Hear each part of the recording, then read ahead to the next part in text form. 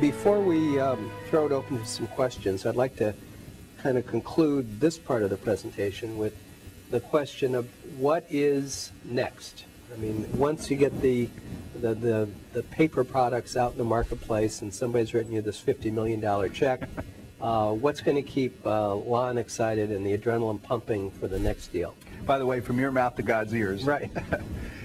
I was sitting in a presentation the other day, and the presenter asked a question. What she said was, if you won a $200 million lottery, let's suppose you bought a ticket today and tonight you go home and you find out that you won the $200 million lottery, what would you do? Well, the audiences were raising their hands, and some people were saying, I want to travel. I'd retire, mostly retire, by the way, and I'd help my kids, I'd help my parents. And I thought to myself, I'd keep doing what I'm doing. And then she had kind of an interesting question. She said, okay, now it's 2 years later.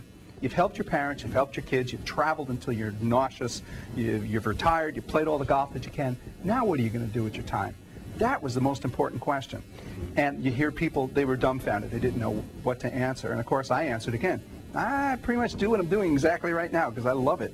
And I do it 7 days a week because my wife says, why don't you take a day off and do something that you enjoy? Hello, this is what I enjoy.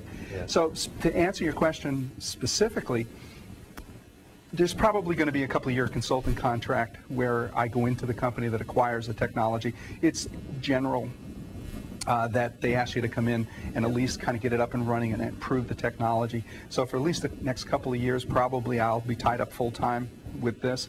But honest to goodness, there's hardly a couple of days that go by that I don't think of another new idea that I could actually build a company around. It's this innovative thinking. Once you practice it, the ideas actually come faster. And truly and honestly, 10% inspiration, 90% perspiration. Sure. I actually have a file cabinet filled with products that someday I could turn into companies. Filled. There's got to be 40 or 50 of them, prototypes even built, because the ideas come easy. Yeah. Success takes a lot more work. Yeah, it's all about the execution. Absolutely, correct. Sure.